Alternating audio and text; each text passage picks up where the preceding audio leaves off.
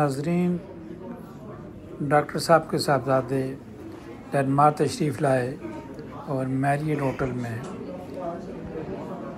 Constitution of Medina उन्होंने अपनी book की किताबों की ओपनिंग सेरेमनी की। इस तकरीब का आगाज़ आप खुद देख सकते हैं किस तरह हुआ। मेहमान आ रहे हैं और आहिस्ता आहिस्ता प्रोग्राम की तरफ बढ़ रहे हैं।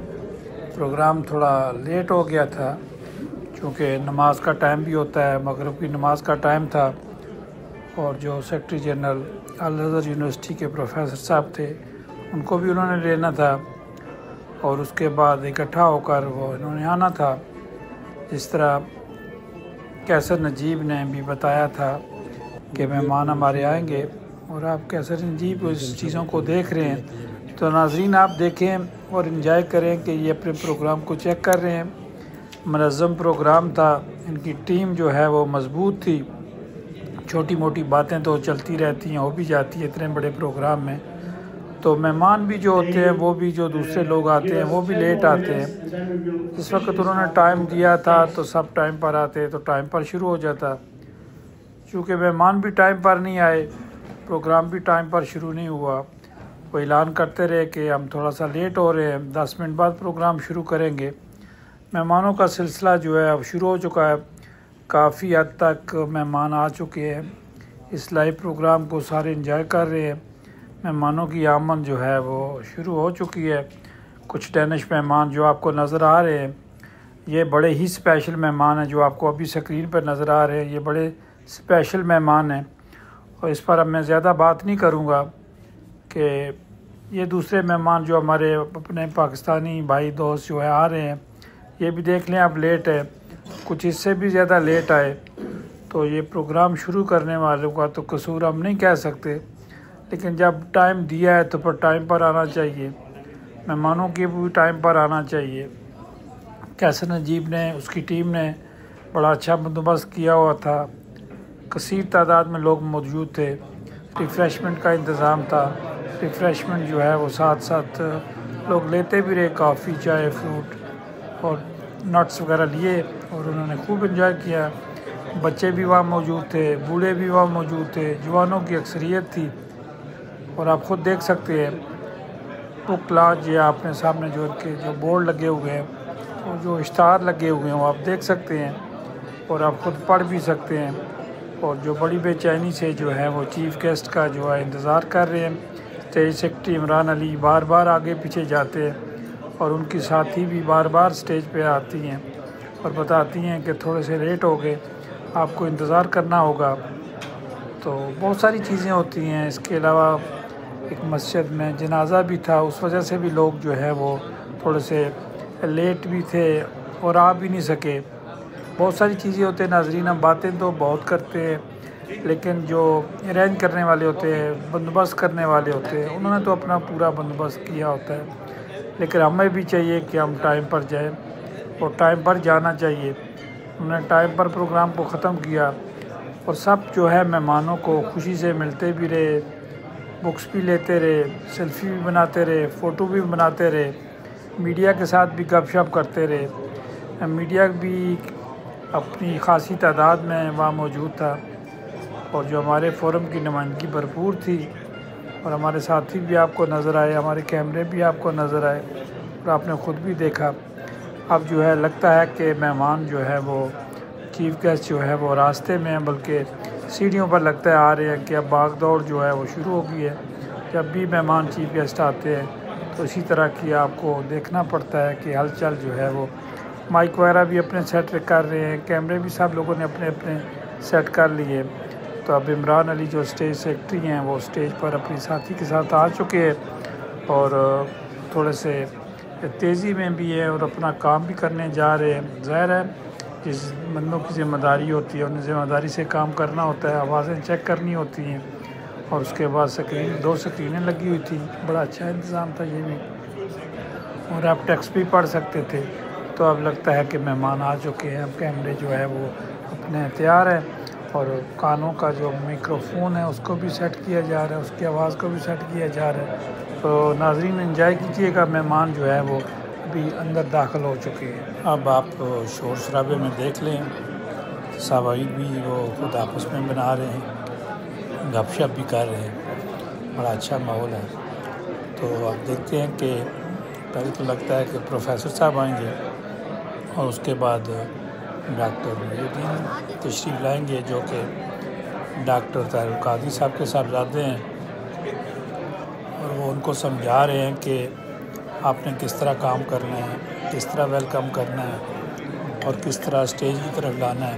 लगता है ये इस तरह की तैयारियां जो हैं देख के तो बंदा इसी तरह अंदाज़ा लगाता है।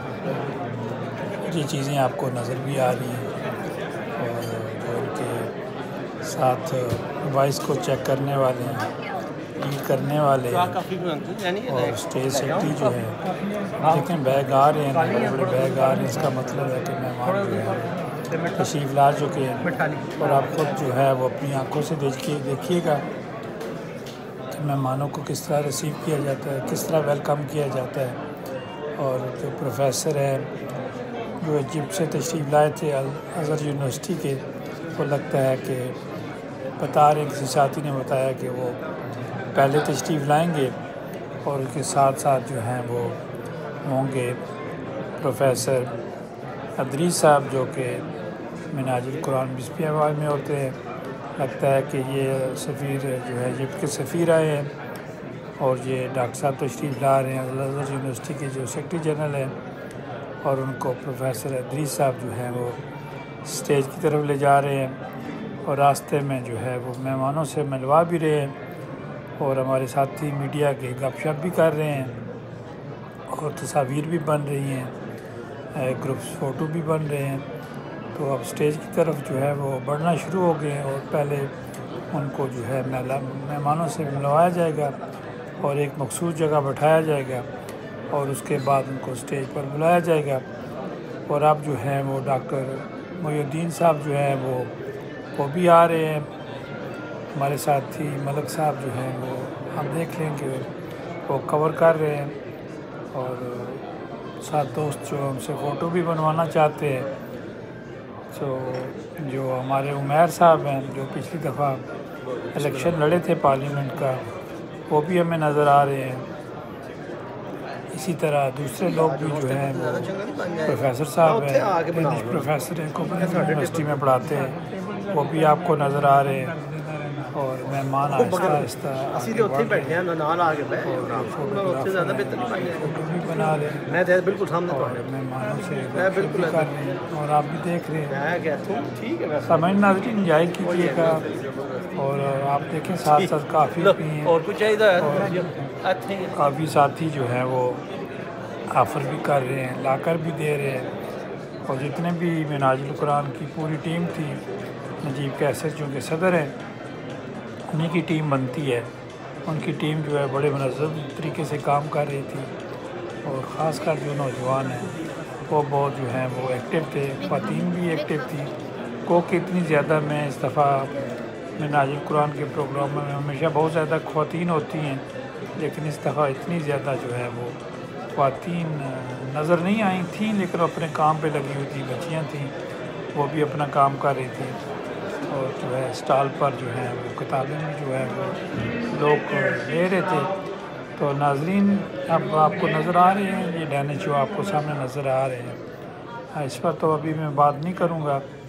अब मेहमान तशरीफ़ ला चुके हैं, उन्हीं की वजह से ये मेहमान जो है वो यहाँ तशरीफ़ ला रहे हैं, और आप देख लें कि ये अपनी सीट पर अब बैठ चुके हैं। इससे अंदाज़ा हो चुका है कि प्रोफेसर डॉक्टर मुहीउद्दीन साहब जो हैं वो डॉक्टर साहब के साहबजादे वो तशरीफ़ ला रहे हैं, और इसी तरह लिए कि ये अपनी कुर्सी पर जो है वो बैठ चुके हैं। और आप ये देख लें, आपको दरवाज़े के अंदर दाखिल हुए डॉक्टर मुहीउद्दीन साहब वो आपको सामने नज़र आ रहे हैं, और बड़े आराम से वो चल रहे हैं। और साथ साथ कैसर नजीब भी हैं जो यहाँ के सदर हैं, वो उनको मेहमानों से मिलवा रहे हैं। डॉक्टर साहब के साहबजादे जो हैं वो अज़हर यूनिवर्सिटी के जो सेक्रेटरी जनरल प्रोफेसर हैं, डॉक्टर हैं, उनसे गले मिल रहे हैं, मुसाफा कर रहे हैं, और बड़े प्यार मोहब्बत से। उसके बाद वो इजिप्ट के जो एम्बेसडर हैं उनसे भी वो उन्होंने मुलाकात की, उनको भी वेलकम किया, और कुछ बातें जो हैं वो सरगोशियों में की गई, चूँकि डॉक्टर साहब के साहबजादे जो हैं अरबी जो हैं बड़ी इंग्लिश और दोनों ज़बानें जो है वो बड़ी छुजली बोलते हैं, बड़े साफ़ तरीके से बोलते हैं। स्पीच भी वो अपनी जो है वो करेंगे, जो किताब की तकरीबन रहनुमाई अपनी किताब के बारे में बताएंगे, कॉन्स्टिट्यूशन ऑफ मदीना, वो ग़ालिबन इंग्लिश में ही वो अपनी जो है वो स्पीच करेंगे। हमें बताया गया कि डॉक्टर साहब की डॉक्यूमेंट्री भी जो है वो दिखाई जाएगी, और डॉक्टर इरफान ज़ौहर भी आपको नज़र आ रहे हैं, उन्होंने भी, उनका भी डेफिनेट उन्होंने स्पीच तो करनी है और स्पीच करेंगे भी। और मोहिउद्दीन साहब भी वो अपना ग्रुप फ़ोटो जो है वो बना रहे हैं, और लोग जो है बड़ी बेचैनी से देख रहे हैं कि प्रोग्राम जो है वो कब शुरू होता है।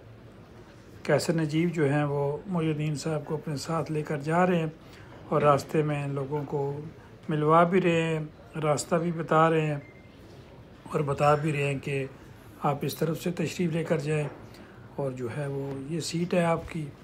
और ये आप देख रहे हैं डॉक्टर साहब चूँकि अपनी सीट की तरफ बढ़ रहे हैं, मोहिउद्दीन साहब डॉक्टर साहब के साहबजादे अपनी कुर्सी पर तशरीफ़ रख चुके हैं। हाफिज़ सजाद साहब भी जो हैं वो साथ साथ हैं, वो भी आपको स्टेज पर नज़र आ रहे हैं।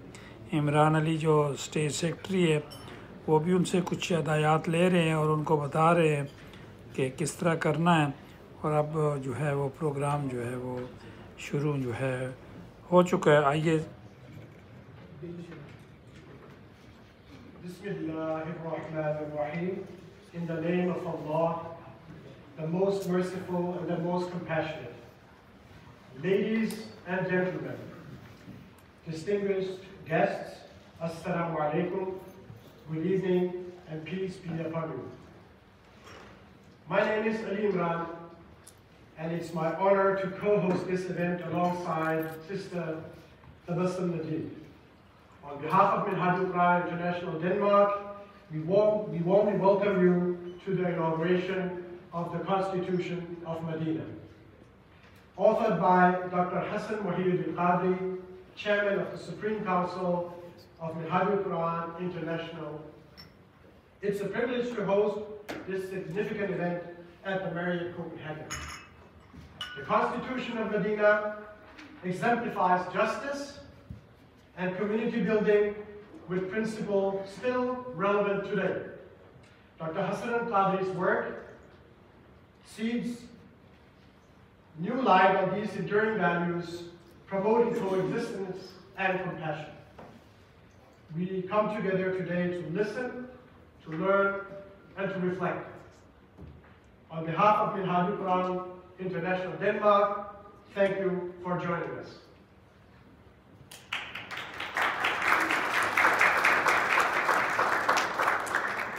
Bismillahirrahmanirrahim. Assalamu alaikum. It is a profound honor to delve into the themes of peace and humanity that are beautifully reflected in the Constitution of Medina, a true testament to coexistence and compassion. This remarkable document reminds us that the believers are but a single brotherhood, highlighting the importance of unity and collective responsibility among us all. We are honored to extend a warm and heartfelt welcome to Dr. Hassan Tahir-ul-Qadris, our esteemed keynote speaker and the author of the remarkable book we are inaugurating today. As the chairman of the Supreme Council of Minhajul Quran International, Dr. Hassan Qadri is a distinguished scholar and a passionate advocate for peace, interfaith dialogue, and global harmony. His profound insights and strong commitment have meaningful impact both in religious circles and beyond. We are also delighted to extend a warm welcome to our esteemed guests, representatives of the Embassy of Egypt, Bosnia-Herzegovina, and Republic of Iran, with other notable personalities from government, institutions, and the Muslim community. Your presence here highlights our shared commitment to fostering peace and understanding. We are also delighted to extend a warm welcome to our esteemed guest, Professor Dr. Muhammad Abdul Daim Ali Al-Jundi, General Secretary of Islamic Research Institute, Al-Azhar University. His insights and wisdom are sure to enrich our discussions today. Al-Azhar University, located in Cairo, Egypt, is one of the oldest and most significant centers of Islamic learning in the world. Founded in 1970, it stands as a leading institution for Islamic leadership and education, offering a wide range of programs in both religious and secular studies. The university plays a vital role in shaping Islamic thought and legal theory, attracting students and scholars from around the globe.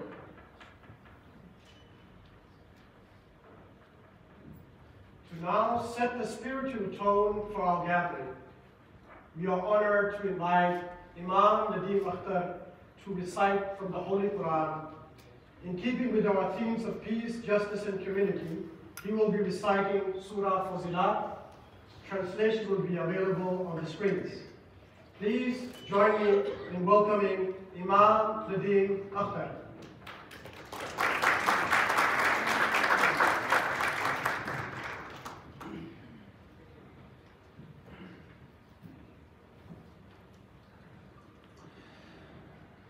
أعوذ بالله من الشيطان الرجيم.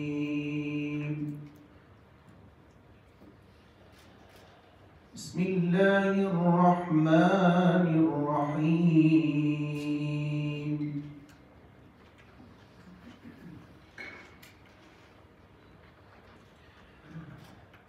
إن الذين قالوا ربنا الله ثم استقاموا تتنزل عليهم الملائكة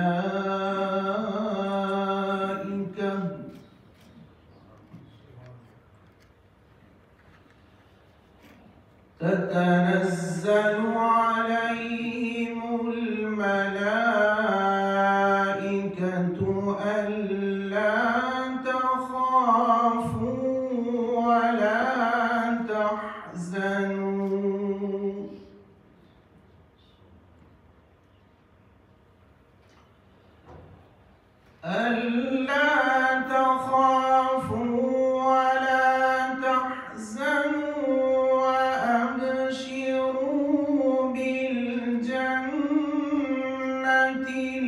التي كنتم توعدون.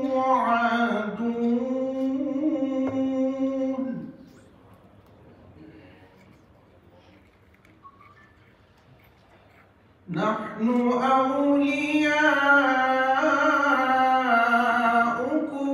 في الحياة الدنيا وفي الآخرة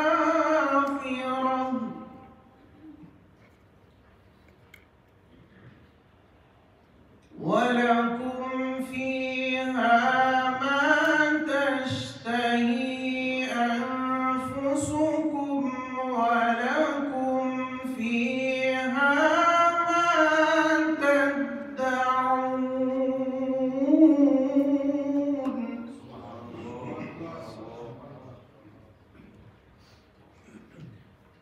نزلا من غفور رحيم.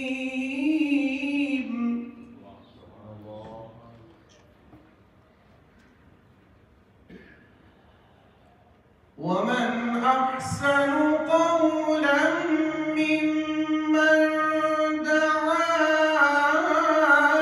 إلى الله وعمل صالحا وقال إنني من المسلمين.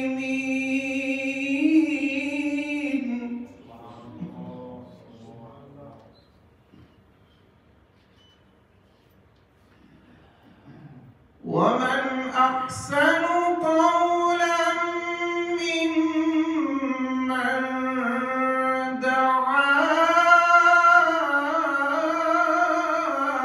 إلى الله وعمل صالحا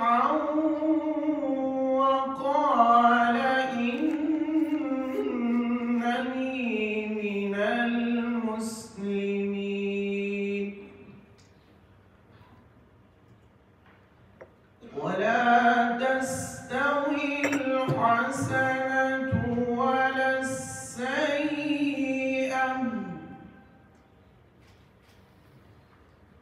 ادفع بالتي هي أحسن فإذا الذي بينك وبينه عداوة كأنه ولي حميم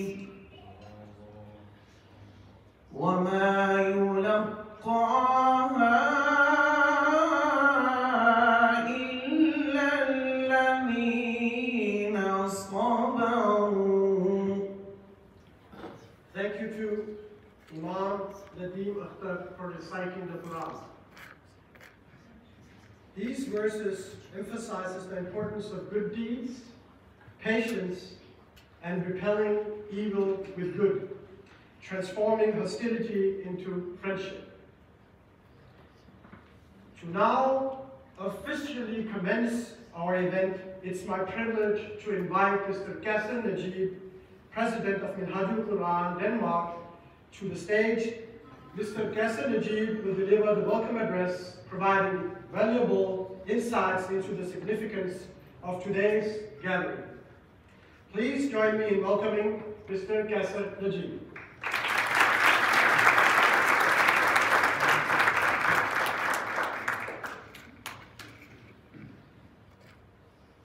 In the name of Allah, the most gracious, the most merciful. Assalamu alaikum wa rahmatullahi wa barakatuh. It is a pleasure to welcome you all on behalf of Tahir-ul-Qadris International Denmark for this important book launching ceremony. I want to extend my warm welcome to our distinguished guests, including dignitaries, academics, representatives from the Danish Intelligence Service, and members of various embassies, especially His Excellency, the Ambassador of Egypt. We are honored to have with us numerous professors, doctors, interfaith leaders, community leaders, religious leaders, and other prominent figures from society. I would also like to give a special welcome to our guest from Al-Azhar University, Professor Dr. Abdul Ali Daim Al-Jundi, Secretary General at the Islamic Research Institute of Al-Azhar University, Egypt. Today we gather not only to reflect on the remarkable constitution of Medina, founded more than 1400 years ago. These historical moments have set a strong environment for promoting peace and understanding within communities. The values in the constitution of Medina are still important today.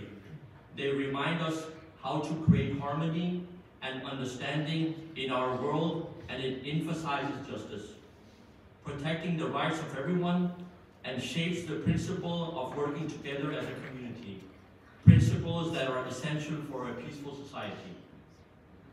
I want to thank everyone who has worked hard to capture this conference and get these important values promoted. Furthermore, I also especially want to thank our keynote speaker, respected Dr. Hassan Mohyeddin Qadri, Chairman of the Supreme Council of Tahir-ul-Qadris International, for giving his precious time from his very tight schedule, delivering more than 50 lectures across numerous European countries within the past month. As we gather here today, I hope you will enrich yourselves with knowledge and wisdom. Let us take inspiration from the Constitution of Medina and our previous initiatives of peace.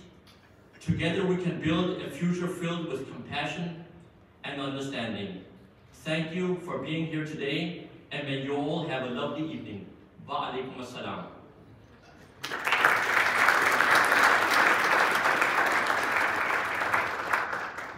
Thank you, Mr. Kasser Najib, for the welcoming speech. Now we would like to invite Dr. Irfan Zahur Ahmed, Chairman of the House of Representatives of Tahir-ul-Qadris International Denmark, and the spokesperson for Danish Muslim Union. Please welcome Dr. Irfan on the stage.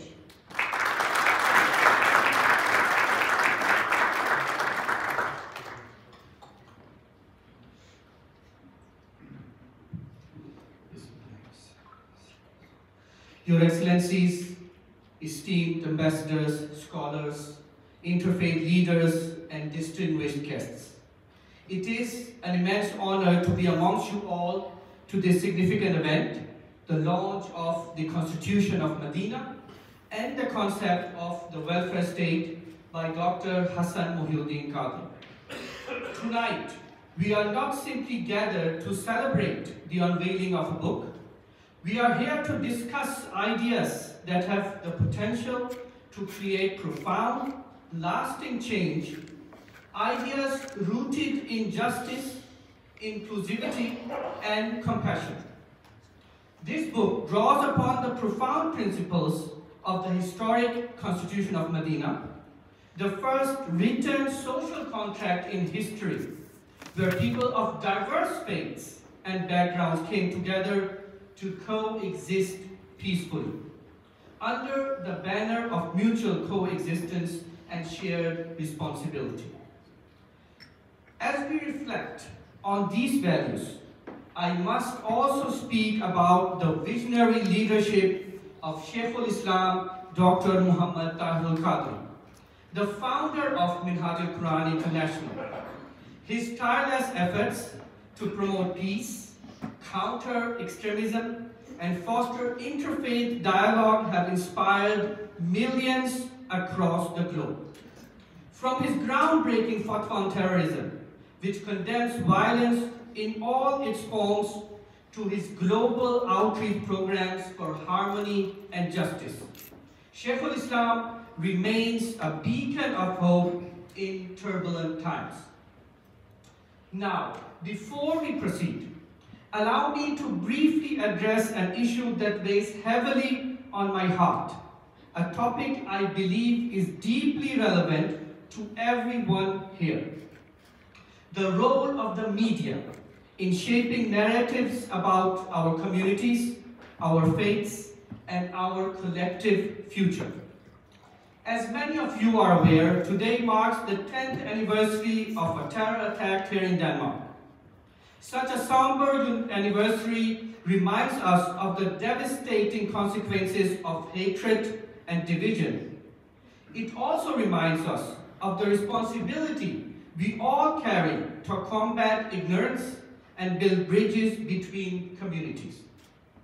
However, I cannot help but notice the absence of mainstream journalists here tonight. Where are the storytellers? Where are those who are supposed to bring narratives like these, narratives of hope, unity, and interfaith collaboration to the wider public? Unfortunately, all too often, the media focuses on the stories of division, conflict, and confrontation.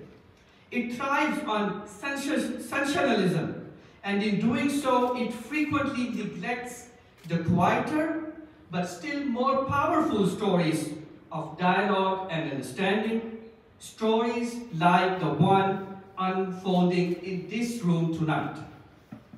What does this mean to us? It means we can simply not rely on traditional media to carry our message forward. Instead, we must all become storytellers.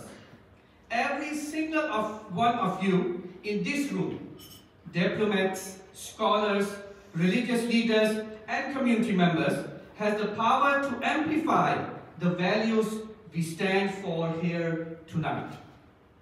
So I encourage you, take out your phones. Don't be shy. You have them in your pockets anyway. Take a photo of this beautiful stage. Don't be shy. Let's be the journalist for today. Take out your phones. Be the journalist of today. Take a photo of this beautiful stage where Dr. Hassan Mohiuddin-Qadri and his team have worked tirelessly to present a vision of unity, peace, and coexistence. share it with your networks, and use the hashtags, the Constitution of Medina, Minhaj al-Quran, or simply Islam in Denmark. Let's ensure that the message of this event travels far beyond these walls of Marriott Hotel and into the hearts and minds of people everywhere. Let us challenge the narrative that only conflict is newsworthy. Let us remind the world that the real story is the one of people coming together. I want to take a moment to applaud all of you here tonight. And each of you is contributing to a better future simply by being present, by engaging in this dialogue, and by committing to carry this message forward. Thank you. As we prepare to watch the tribute video made by Amir Hussain, let me say this. The journey toward a better world is not an easy one, but it is a necessary one. Events like this reminds us that progress is possible, that dialogue is meaningful, and that together we can overcome the challenges of our time. The tribute video you are about to see is a powerful statement to these values. It will last 6 minutes, but its message will resonate far longer. Can I please ask?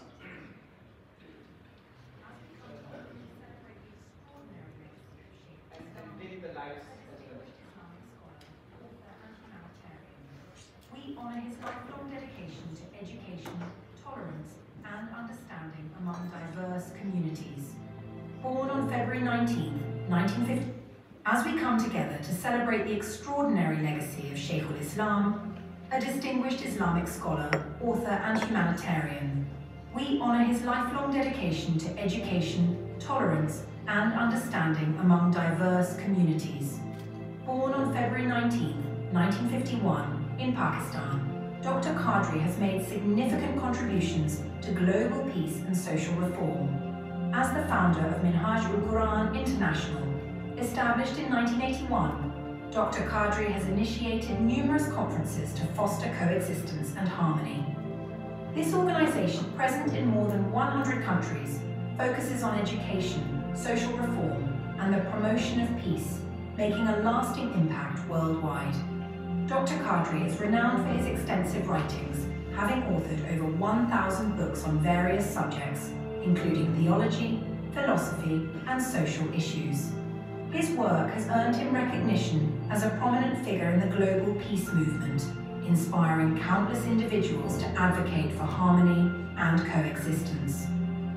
In addition to his efforts in education and interfaith dialogue, Dr. Qadri has been a driving force behind various welfare initiatives through the Minhaj Welfare Foundation. This organisation has been instrumental in providing humanitarian aid, healthcare services, and educational support to underprivileged communities. Its projects include disaster relief efforts, the establishment of schools and hospitals, and vocational training programs, all aimed at uplifting humanity and addressing the needs of marginalised populations. One of Minhaj Welfare Foundation's flagship initiatives is the Agosh project, which focuses on the welfare of orphaned children. This project provides a safe and nurturing environment for orphans, offering them shelter, education, and healthcare. Dr. Qadri's vision for the Agosh project reflects his commitment to ensuring that every child can thrive and succeed, regardless of their circumstances. Additionally, the Emergency Relief Project of the Minhaj Welfare Foundation has been crucial in providing immediate assistance to those affected by natural disasters and conflicts. This project mobilises resources to deliver food, medical aid, and shelter to vulnerable populations, demonstrating Dr. Qadri's dedication to humanitarian efforts during times of crisis.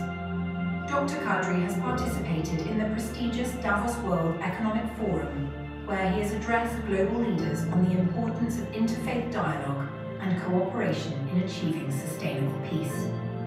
His presence at such a significant platform underscores his commitment to fostering understanding among different cultures and religions on a global scale. Moreover, Dr. Qadri has made notable contributions at the United Nations, where he has addressed issues related to peace, tolerance, and the need for interfaith dialogue. He advocated for a global approach to countering violence and fostering harmony among diverse communities, urging nations to work together to build a more peaceful world. In 2010, Dr. Qadri launched the fatwa on terrorism and suicide bombings, which categorically denounces violence in the name of religion. This comprehensive work outlines the Islamic perspective on terrorism and has been widely recognized as a guiding document for those seeking to promote peace within their communities. It emphasizes the need for a collective effort to combat extremism and promote a culture of peace and understanding. Dr. Qadri has also led significant interfaith conferences, including the Global Peace Unity Conference, bringing together leaders from various religious backgrounds to discuss shared values and collaborative efforts for peace. These events have attracted participants from multiple backgrounds, emphasizing the importance of unity in diversity.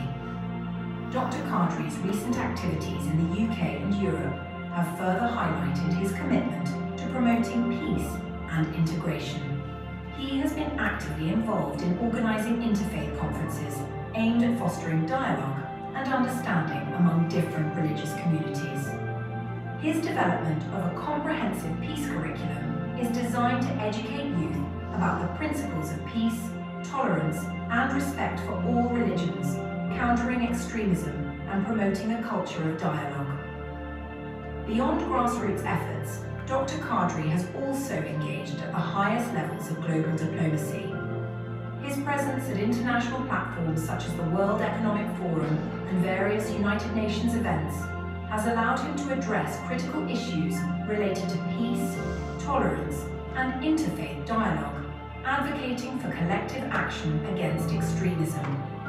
His community engagement through lectures, seminars, and workshops in the UK and Europe focuses on promoting coexistence and understanding among diverse groups, addressing Islamophobia, and fostering a sense of belonging among Muslim communities.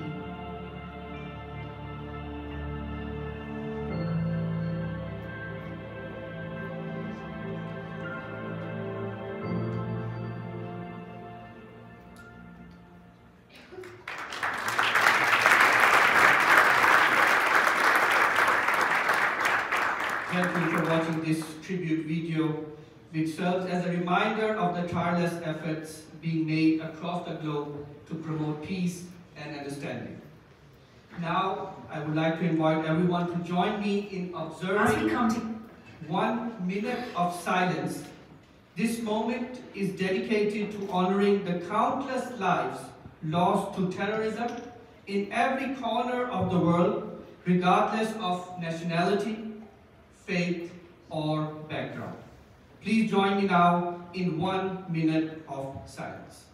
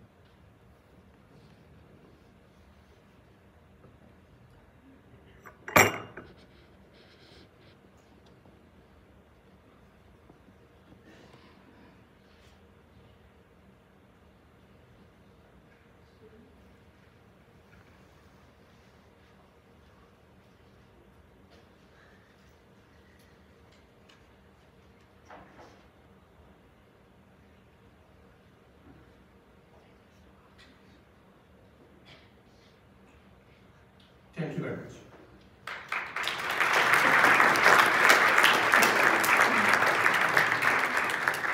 Thank you, Dr. Urfan, for your introduction of the founder of Minhajul Quran International and your motivating speech. Thank you once again. We now focus on the highlight of today's event, the inauguration of the Constitution of Medina, by Dr. Tahir-ul-Qadris, documents crafted by the Prophet Muhammad, peace be upon him. The Constitution of Medina established a framework for governance and social harmony, promoting justice, equality, and mutual respect among diverse communities, including Muslims, Jews, and other tribes of Medina. Dr. Tahir-ul-Qadris' book offers a comprehensive review of this historic document, exploring its relevance and application in today's world. Through research and insightful reflection, the book highlights how the Constitution of Medina serves as a timeless model for coexistence and peace. We are honored to have this opportunity to present a work that not only celebrates our rich historical legacy, but also inspires us to apply these enduring principles in our lives today. We are honored to welcome Dr. Tahir-ul-Qadris as our keynote speaker. As chairman of the Supreme Council of Minhajul Quran International, his leadership and scholarship has fostered global peace, education, and interfaith dialogue. Dr. Tahir-ul-Qadris is a distinguished Islamic scholar with a PhD in Islamic and Western constitutional law, has authored numerous work on peace, tolerance, and coexistence. Under his guidance, Minhajul Quran International has expanded its global educational and humanitarian initiatives, promoting compassion and unity. Central to his teachings is the Constitution of Medina, which champions principles like the oppressed shall be protected and there shall be peace for all, embodying justice, equality, and harmony. Dr. Tahir-ul-Qadris holds a PhD from Arab League University in Cairo, an MSc in Management from Sir John Cass Business School at London City University, an LLB from Pakistan College of Law, and a Master's in Arabic and Islamic Studies from Minhaj University in Lahore. His diverse expertise bridges Islamic principles and contemporary legal frameworks. Today, Dr. Tahir-ul-Qadris will discuss the modern relevance of the Constitution of Medina and how Minhajul Quran's initiatives can nurture social harmony. Please submit the questions via the QR code on the slides you can see on the screens. Selected questions will be addressed during the Q&A session we will have afterwards. We are delighted to extend a warm welcome to Dr. Tahir-ul-Qadris and looking forward to his invaluable insights. Please join me in extending a warm welcome to Dr. Tahir-ul-Qadris.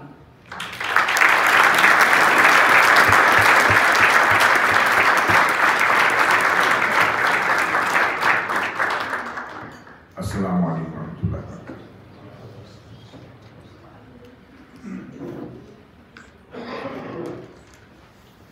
نحمد ونصلي ونسلم على رسول النبي الكريم. أما بعد فأعوذ بالله من الشيطان الرجيم. بسم الله الرحمن الرحيم. تعالوا إلى كلمة سواء بيننا وبينكم.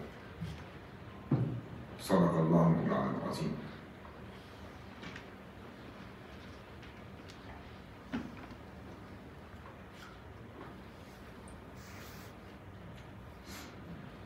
Dear respected Professor Dr. Abdul-Daim Ali Al-Jundi, Secretary General of Islamic Research Institute in Egypt, Majma al-Bahus al-Islamiyya, and respectable His Eminence Ambassador of Egypt, respected Muhammad Karim Sharif,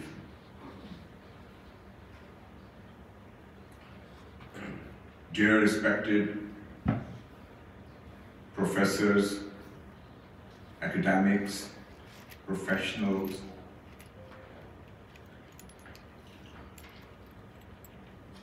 and people from different walk of life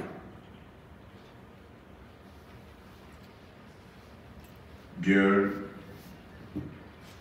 brothers and sisters,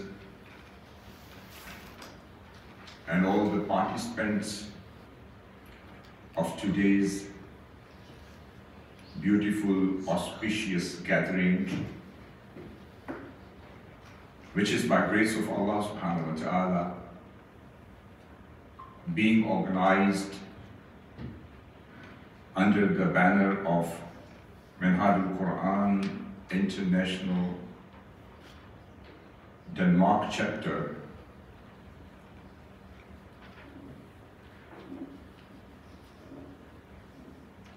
It is with immense joy and profound gratitude I warmly welcome all of you today in this beautiful gathering, which is organized under the banner of the inauguration of this book, The Constitution of Medina, and the concept of welfare state, which I regard this as a very humble service towards humanity, towards mankind, towards inclusivity, and towards coexistence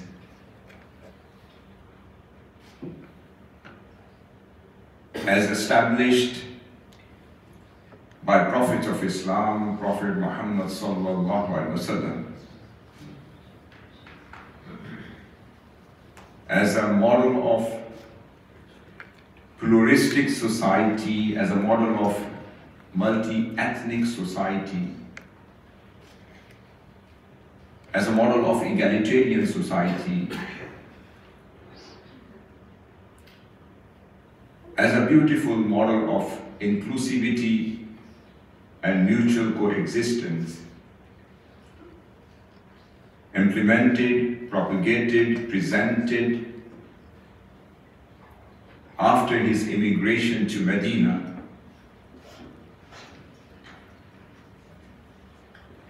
And I would like to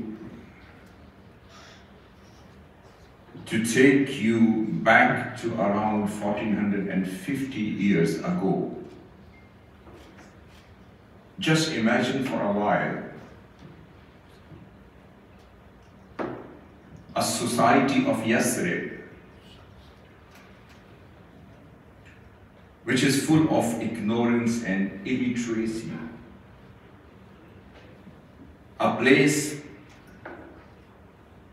which was known to be the center of epidemics, ailments, trials, and bloodshed. A society where there was no rule of law, no system, no principles, no rules existed.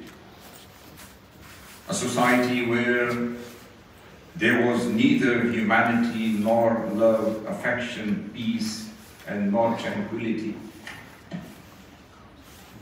A society of Yathrib where there was no one to foster friendship between the tribes, nor was there anyone to mediate peace between them. A society where the women were treated as a most oppressed person of the society. Society where there is no respect for humanity, where there is no law. The tyranny is seen everywhere. So suddenly, the Prophet, peace be upon him, with his immigration to the land of Yathrib, when he sets his foot there, it became Medina, the land of peace, the land of tranquility, the land of love, the land of purity. the land of civilization, and the center of society, was being introduced by the Prophet of Islam after setting his best foot on the land of Yathrib. Now we can see the Prophet of Islam is declaring and promulgating his first written constitution of human history,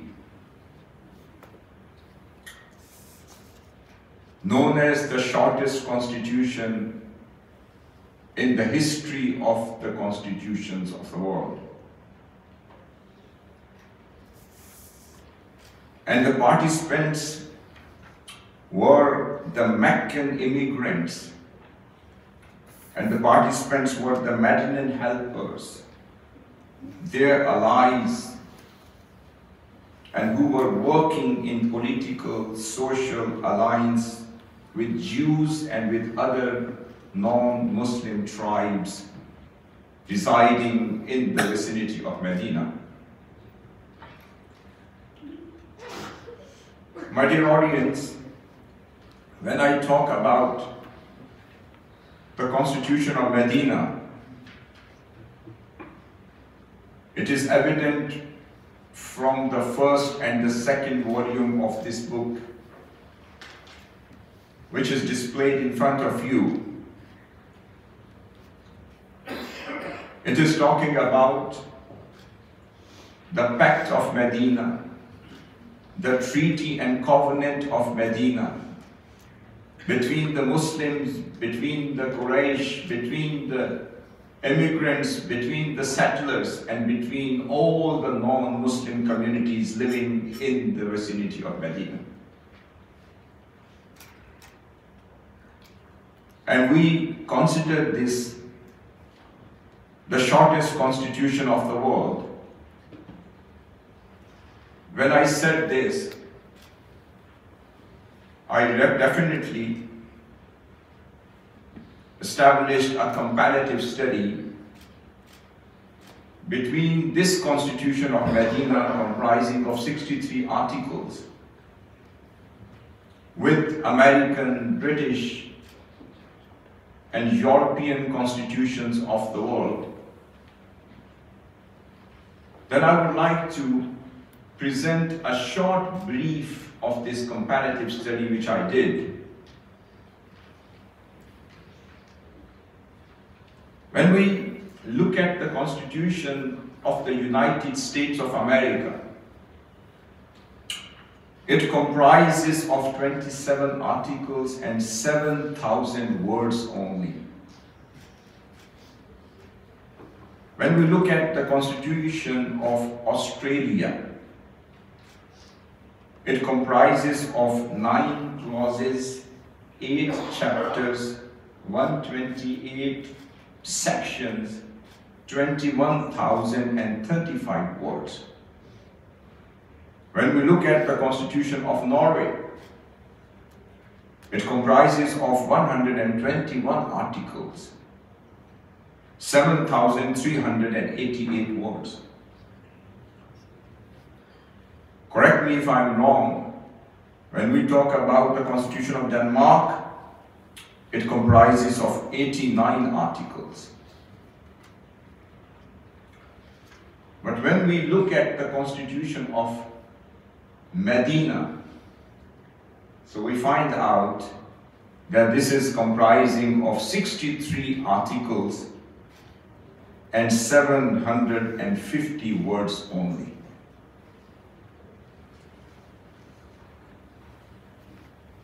The Constitution of Medina, I would like to present the main salient features of this Constitution. Before I enter into explaining different articles of the Constitution of Medina, to correlate this concept and relate this concept with the concept of inclusivity of the religions of the world. To relate the concept with the cohesive model of society established by the Prophet of Islam, where he included all the tribes and their allies and all the religious ethnicities in the concept of nationhood, in the concept of the society of Medina. So this constitution, the Constitution of Medina, constituted the concept of nationhood for the first time, because I'm talking about the society around 1450 years ago, established in the land of Yathrib by the Prophet of Islam, and including all the ethnicities of Yathrib or Medina, to present a model of a beautiful inclusivity, a model of pluralistic society, geographical nation, and model of integration, and model of cohesion, a model of homogeneous society based on equality, parity, and mutual respect. So the Prophet of Islam provided through this Constitution of Medina a moderate, balanced attitude towards all community. So through this constitution, he provided the concept of devolution of power, which became the practical foundation of democracy.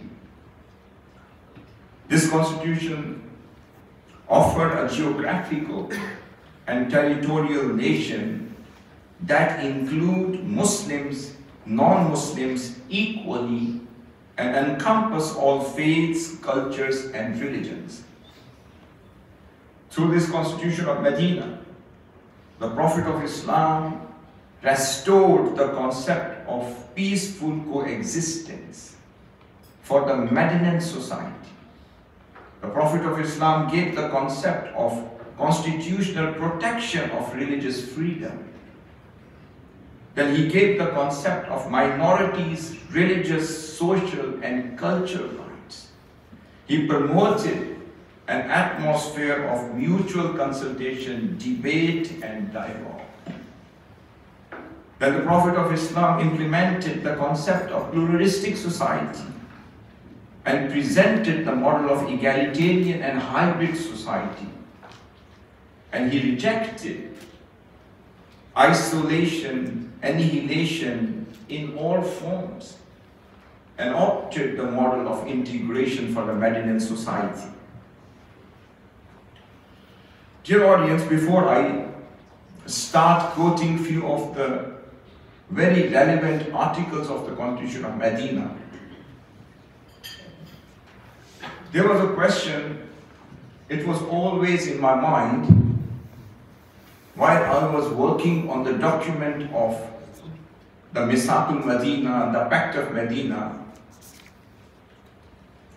And I came across many scholars and philosophers of that time when I was doing my work under the supervision of Dr. Yahya al-Jamal.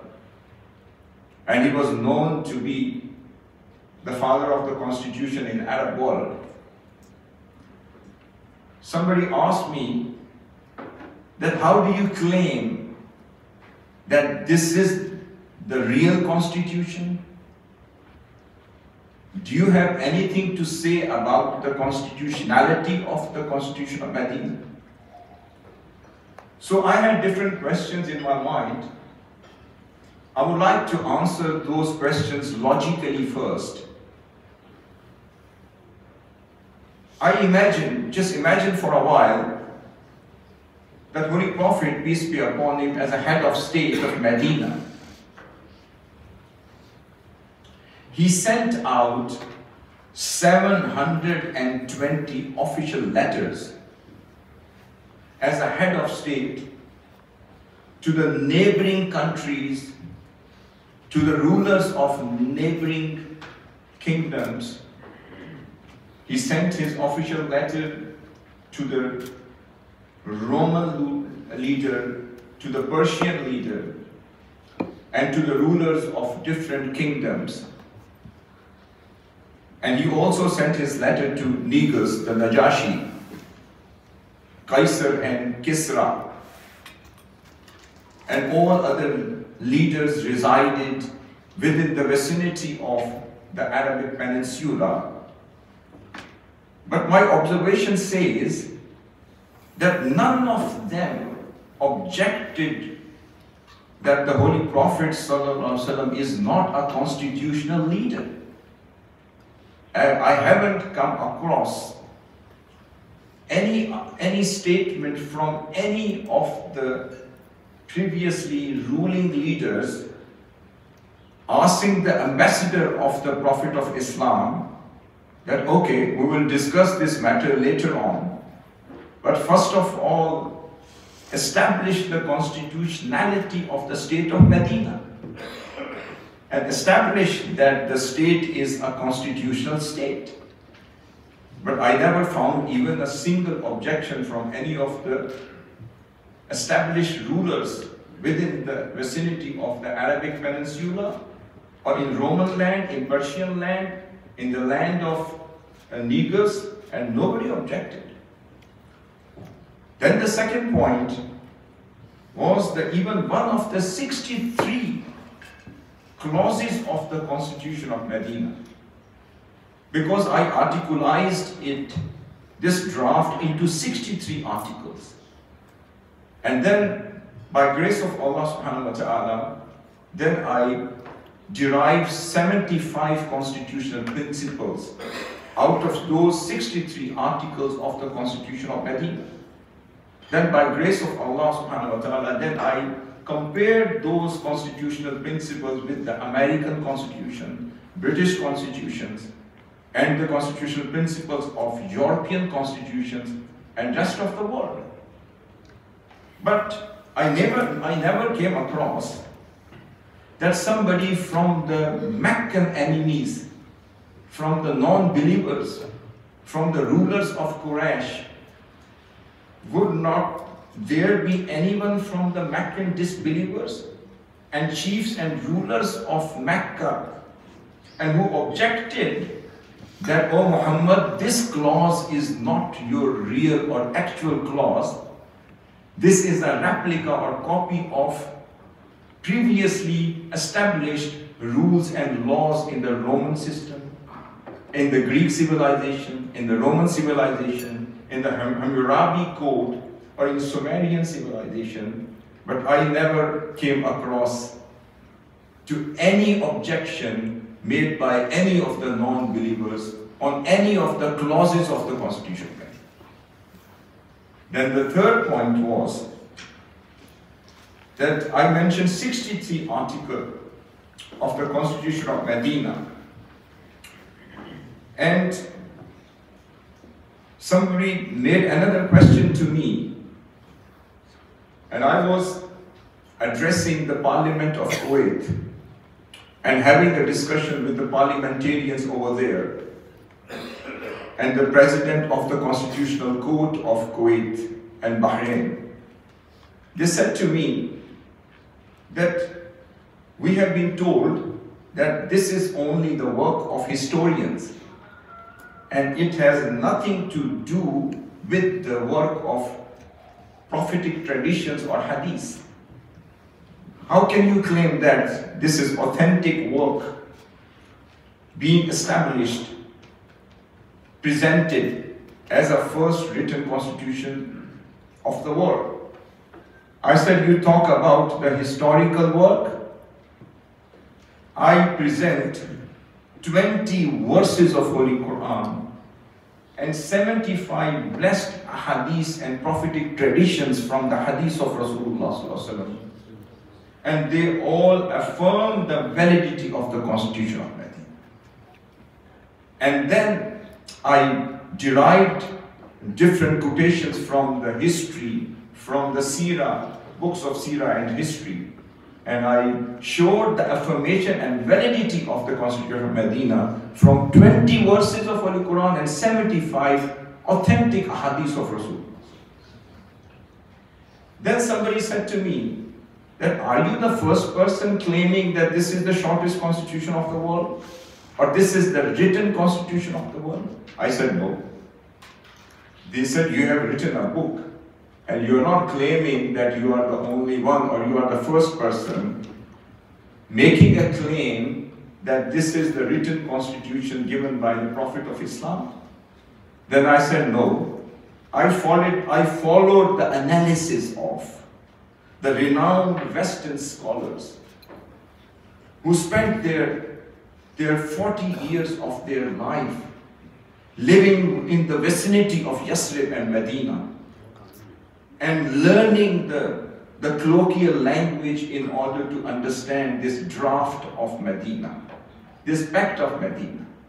And such as Wilhausen, I studied the book of R.B. Sargent, then I followed R.B. Robin, then I followed Michael Lecker. He's one of the renowned scholar and still teaching, if I'm not wrong, still teaching in the university in Israel.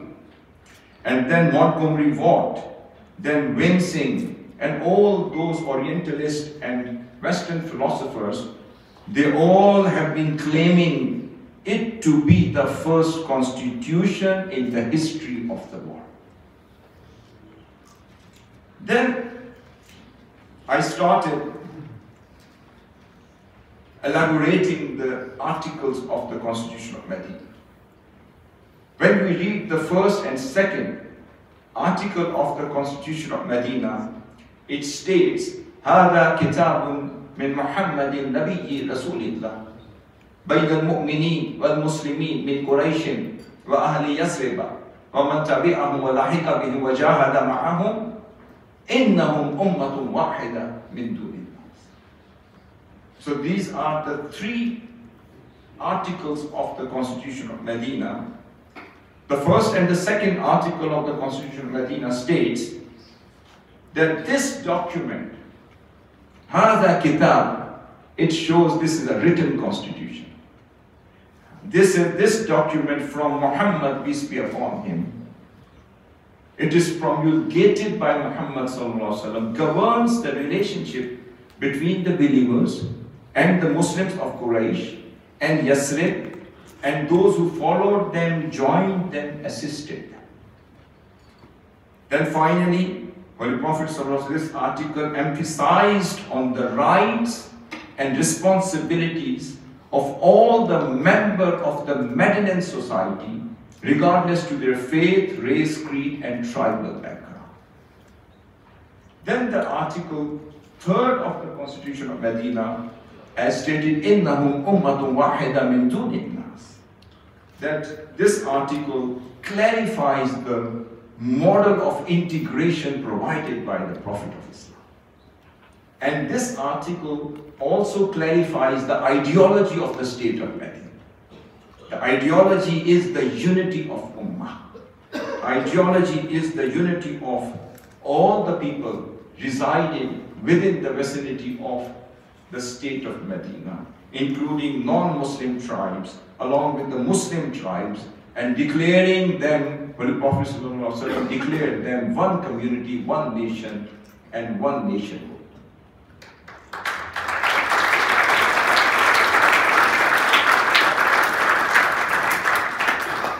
Dear audience, through this article, 3rd of the Constitution of Medina, the Messenger of Allah referred to the alliance in the Medinan Charter as the unity of nation, or the unity of social nationalism. And through this article, the Prophet of Islam clarifies and clearly highlights the integrating model of Yathribian society. And this was free from all form of isolationism, separatism, and annihilation. And the Messenger of Allah, subhanahu, he never excluded anybody from that alliance.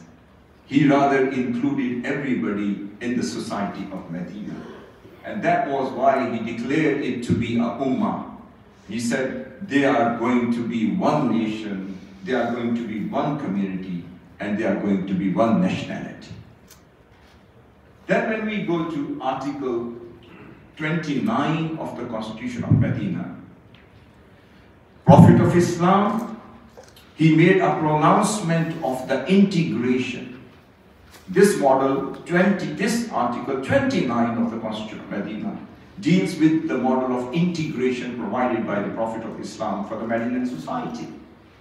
And he said that Jews together, this article says, this is very important, I would like to pay your attention please, that this article says or states that in the Yahuda Bani Auf, ummatum ma'al mu'mini, aw ummatum minal mu'mini, lil Yahudi dinuhum wa lil Muslimina dinuhum. Then the Prophet of Islam said that all Jews and Jewish tribes along with non-Muslims and the Muslim tribes, Muslims and other Muslims tribes are going to be declared as one ummah.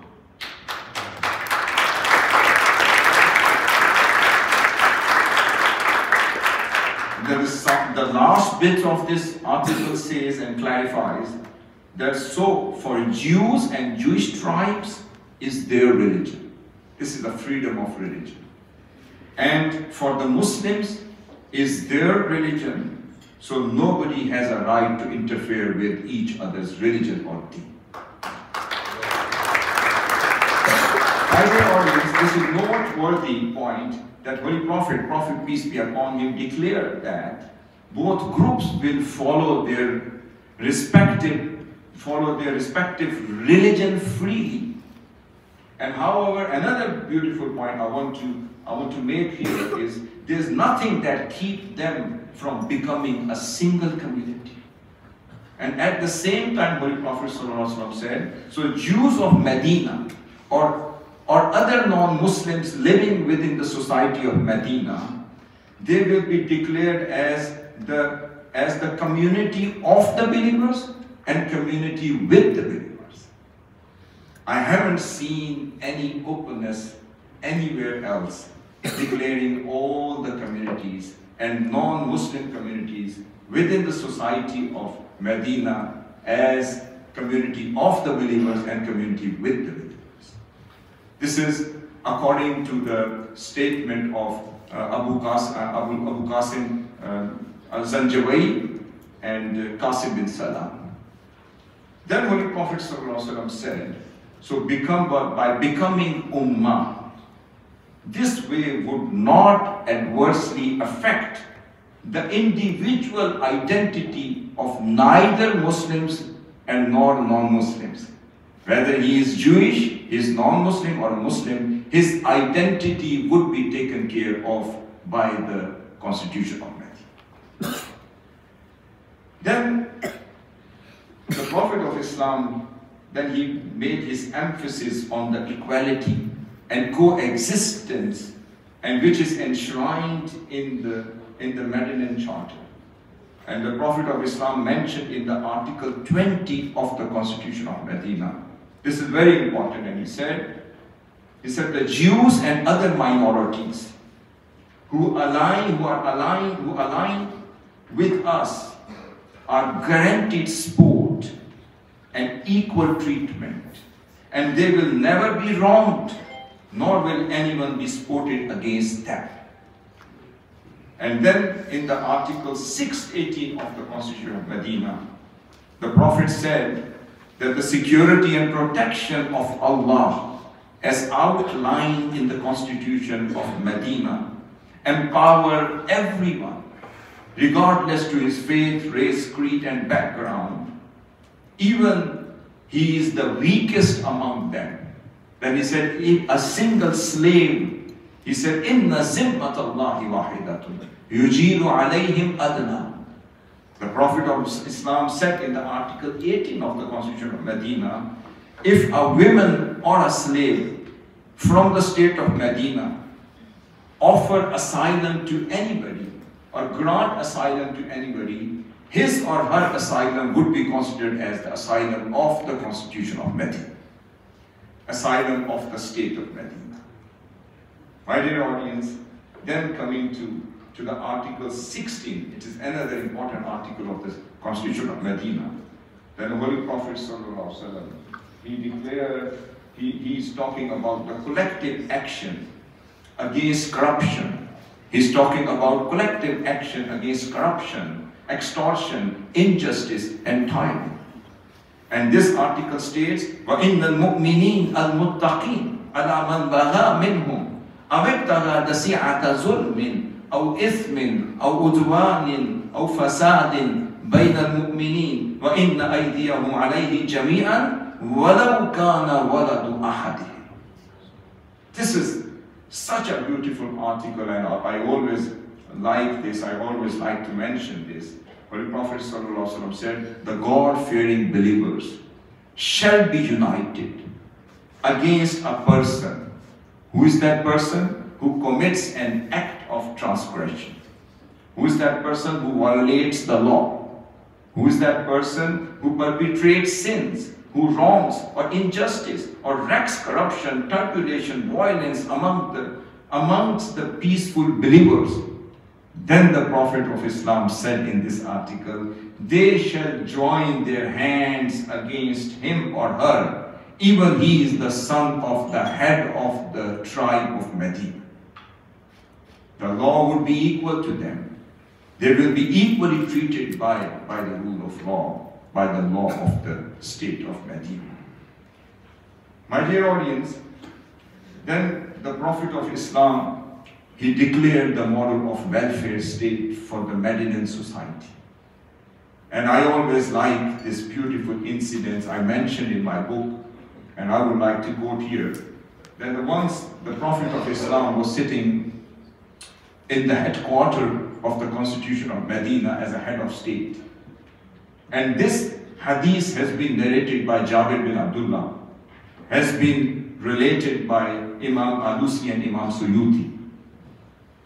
Once a woman from the Medinan society, who are well aware of her fundamental rights, she sent her son or a boy to the Prophet of Islam as a head of state, because he didn't have upper garment to cover his upper body.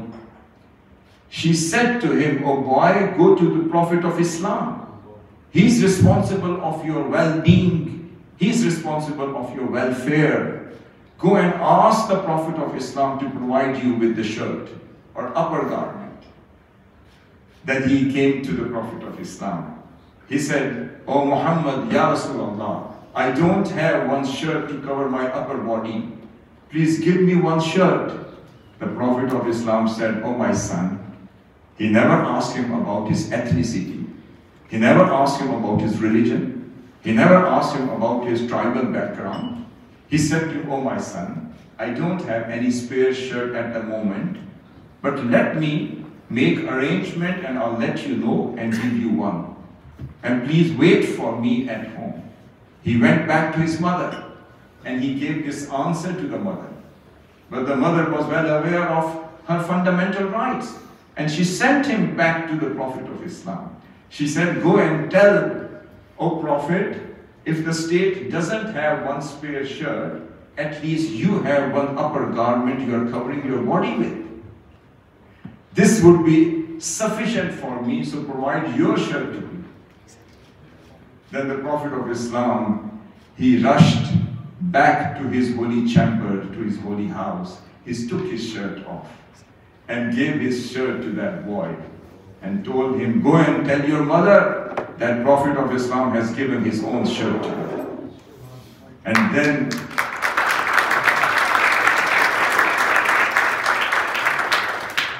then my dear audience, what happened? Then Holy Prophet ﷺ couldn't come out to offer congregational prayer.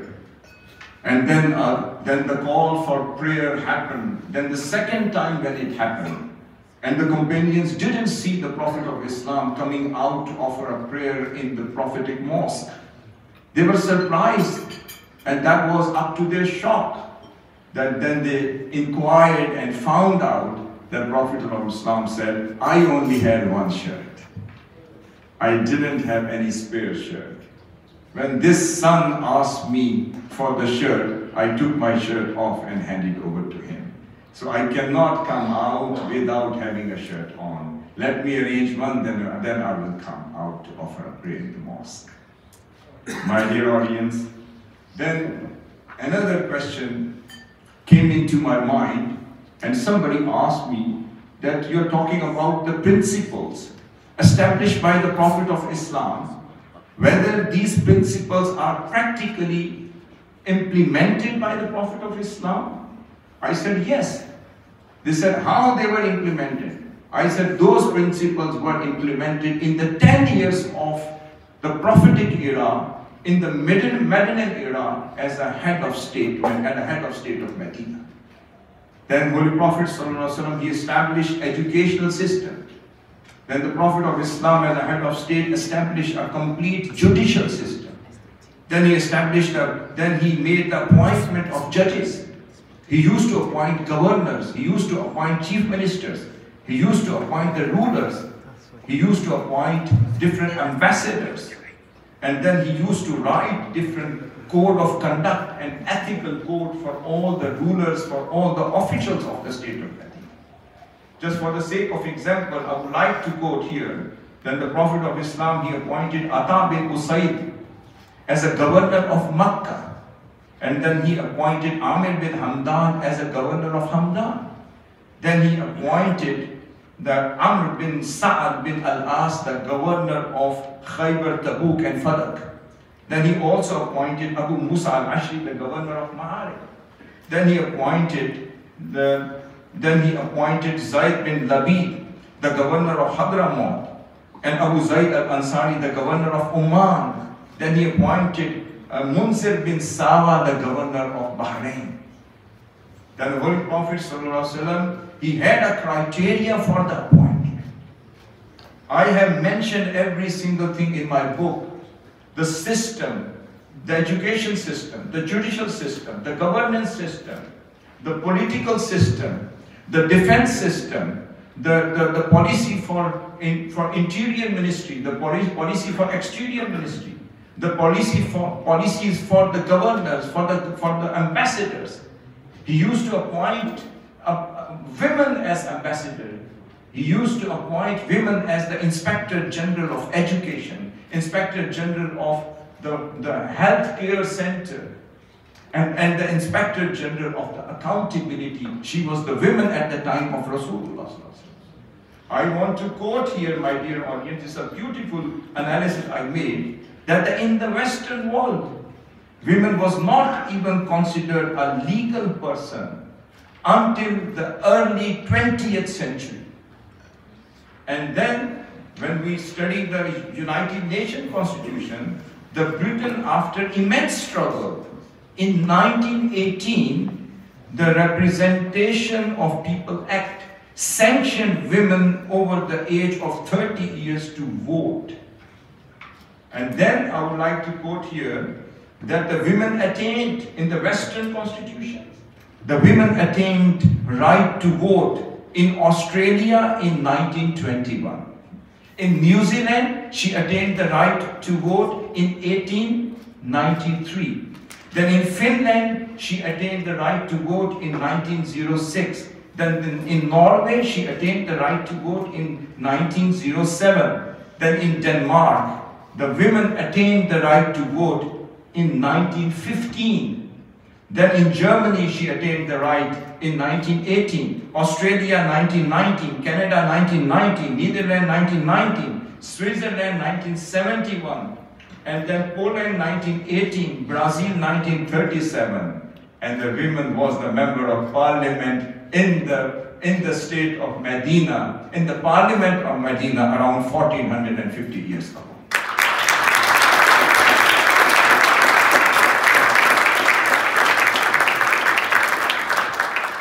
The criteria for the appointment was knowledge, was honesty, was awareness, was sincerity, capability, competence, and speciality. That used to be the criteria of the head of state of Medina to appoint anybody for any post, whether he was governor, whether he was a chief minister, whether he was ambassador. That used to be the criteria. Allow me to quote two beautiful examples over here. That one of a very, very close companion of Prophet Rasulullah sallallahu alaihi wasallam was Sayyidina Abu Zar al-Ghafari. And he was very close to Rasulullah sallallahu alaihi wasallam. And he said that Holy Prophet sallallahu alaihi wasallam is appointing different governors. And he came to Holy Prophet sallallahu alaihi wasallam and said, Ya Rasulullah, is it possible to appoint me as a governor as well? And what was a beautiful answer of Rasulullah? He said, Ya Abu Zar, innaka da'ifun, wa innaha amanatun, wa innaha yawm al-qiyamati khizyun wa nadama, illa man akhadaha bihaqqiha wa adda allazi alayhi fiha. Then he said, O Abu Zar, you are a very kind-hearted person. And you have a lot of softness and tenderness in your heart. And you have been made worthy of my service. But this governorship is a great trust. And you will be answerable to Allah on the day of judgment. So it is better for me to stay in the service of Rasulullah sallallahu alaihi wasallam instead of becoming a governor. Then his dear uncle, Sayyidina Abbas, when he realized that the different governors are being appointed by Rasulullah sallallahu alaihi wasallam, he said, Ya Rasulullah, is it possible to make me a governor? Look at the parity, look at the equality, look at the justice established by the Prophet of Islam for the Medinan society. The uncle of Rasulullah sallallahu alaihi wasallam said, is it possible to appoint me as a governor? He said, Ya Amma Rasulullah.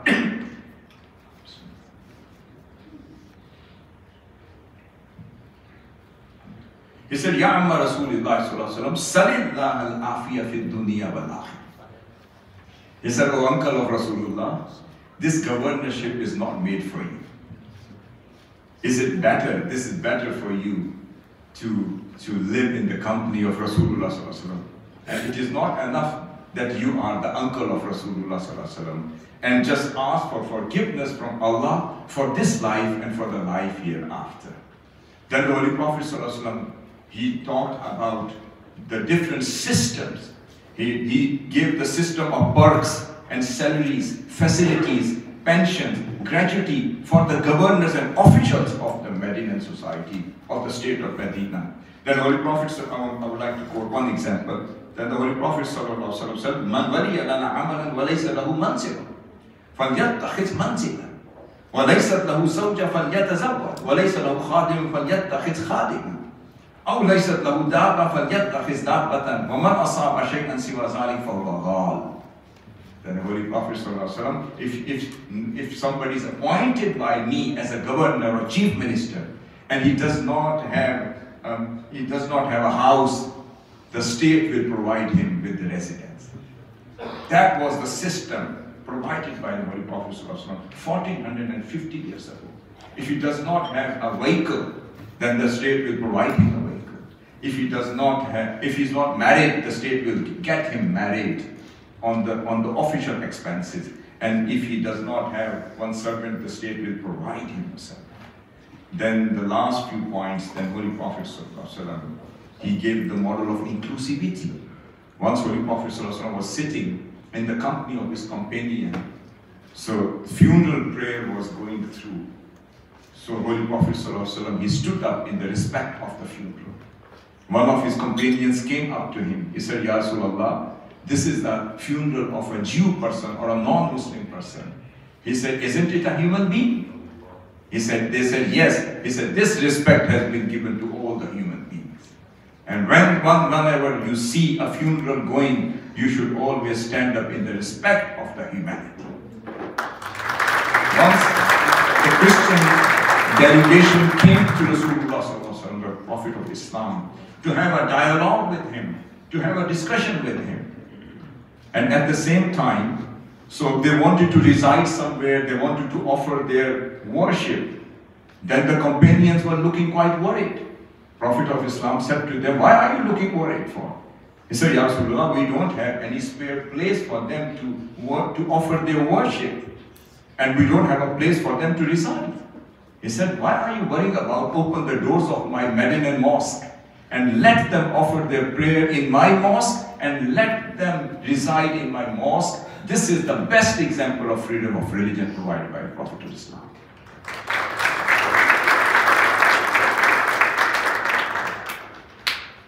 Then, my dear audience, the last example, Holy Prophet ﷺ gave the model of social support and social income as well. Once, that was the model of the Medinan society, followed by the Caliph Umar. Once he was visiting the different areas of the state of Medina. He found one beggar, one non-Muslim, old-aged beggar. He was begging in the street. He inquired, why is he begging? He said, he's an old Christian person and he has to pay his tax to the government.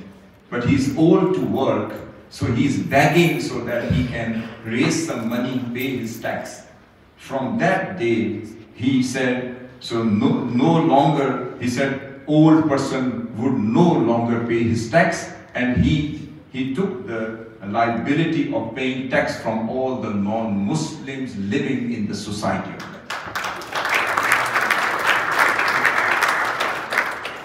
The last thing, this is the last thing I would like to quote here is the Prophet of Islam said, but rather than saying this, but I just want to end my talk on a beautiful metaphor. And metaphor is, my dear audience, if we want to implement this model of Medinan society, let's live together. Let's be more open-minded for each other. Let's be more accommodating for each other. And let's have an inclusive society once again. Let us make this world a land of peace, a land of tranquility, and land of love, and land of togetherness. This is the dream of my eminent father, Tahir-ul-Islam. This is the dream of my eminent Sheikh, Imam al-Akbar, Shaykh al-Azhar, Hafizahullah Ta'ala. This is the dream of every lover of humanity. And I'm dreaming in my heart, in my ideas, in my thoughts. And what is my dream?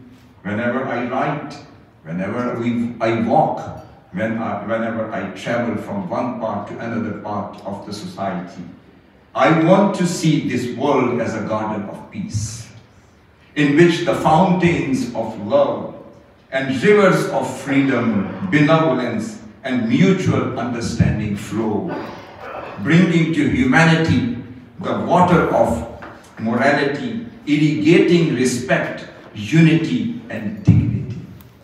Its land will be comprised of a soil of human values and plant grown from the seed of piety and righteousness. Let us become, my dear audience, make a promise. We have the representation from different religions of the world. Let us become the gardener of this beautiful garden. And we will share the fruits of the endeavor. And let us, and I am hopeful that by grace of Allah subhanahu wa ta'ala, by the grace of his blessed Prophet Muhammad, peace be upon him, by the grace of Abraham, by the grace of Moses, Jesus, and by the grace of everybody belonging to all the faiths of the world. So let us repair its broken string, because evil has damaged the divine heart today. Today, by participating here and joining this session today, but we want to make this commitment, as I am hearing the spirit of Moses giving the message of freedom to the mankind. I can hear the spirit of Jesus Christ giving the message of salvation to the mankind. I can hear the message of Prophet Muhammad from the Medinan society giving the message of love, peace, harmony, and togetherness. And I can hear the message of Buddha, full of love. I can hear the message of Krishna for the mankind. And I can hear the message of Sikhs under the roof of the terrestrial paradise. I want to conclude by saying, let's work together. Get rid of these troubles. Get rid of these bloodsheds. But get rid of this enmity and become a true embodiment of love, peace, tranquility, and togetherness for the sake of love of Allah, for the sake of humanity, and for the sake of mankind. Allah.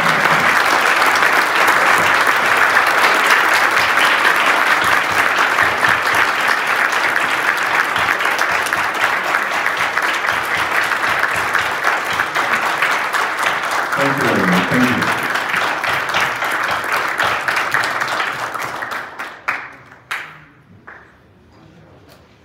Thank you very much for your kind words, Dr. Hassan Tahir-ul-Qadris.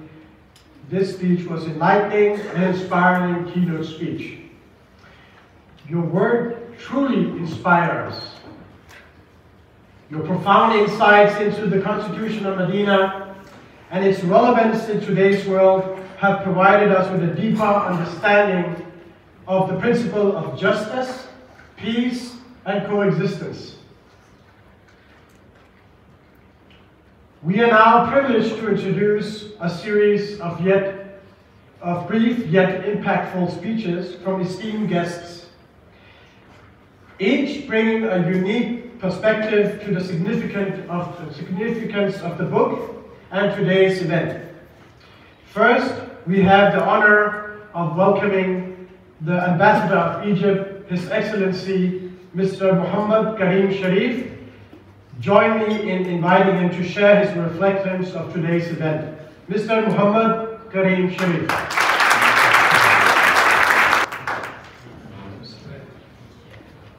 Thank you very much and good evening.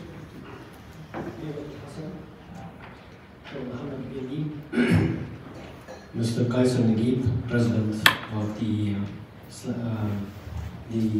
Manhaj al-Quran Denmark, Dr. Ofan Ahmed, distinguished professors, Danish academians, brothers and sisters, dear colleagues, ladies and gentlemen, Assalamu alaikum wa rahmatullahi wa barakatuh. It is actually a great pleasure to be here amongst you tonight in this distinguished gathering, to speak and to hear about peace, about inclusion, about the concept of welfare, but also about unity and diversity through the Constitution of Medina. And of course, in this context, I was asked to present, of course, one of our Egyptian scholars, Dr. Muhammad al-Gindi, who will give a small speech about the Constitution of Medina. So, if you would allow me, I won't speak for long. No storytelling, Dr. Afan. I will just, give a short introduction about Dr. Muhammad al-Gindi. Actually, the Grand Imam of Al-Azhar, Professor Ahmed al-Tayyib, has assigned Dr. Muhammad al-Gindi the Dean of the Faculty of Islamic Dawah at Al-Azhar University, September 2024, to assume the duties of the Secretary General of the Islamic Research Academy until the legal procedures for filling the position are taken. Dr. Muhammad al-Gindi was born in Luxor Governorate in Egypt. He obtained a Bachelor of Islamic Dawah from Al-Azhar University in 1997 with honors, and then received a distinction in his master's thesis in 2003 entitled The Nature of Religiosity Between Originality and Modernity in Light of the Divine Revelation and Human Thoughts. 2005, his doctoral thesis was awarded the first honors, and in 2005, his international doctoral thesis was awarded with the first place. Dr. Al-Daim worked as a professor at the Department of Religions and Doctrines at Al-Azhar University in Cairo. Thank you very much.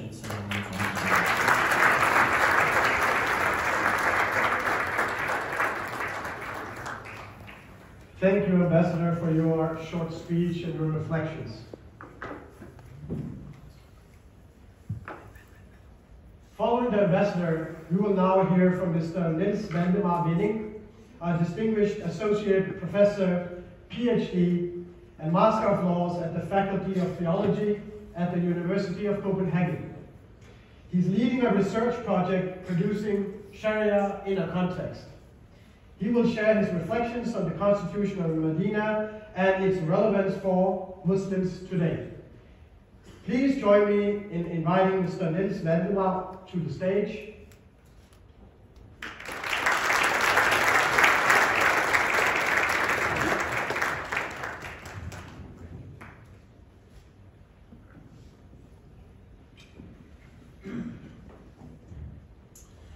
Good evening, all. Dear Dr. Qadri, Your Excellency, Mr. Ambassador, esteemed professors, dear hosts, dear guests, thank you for inviting me to speak this evening briefly.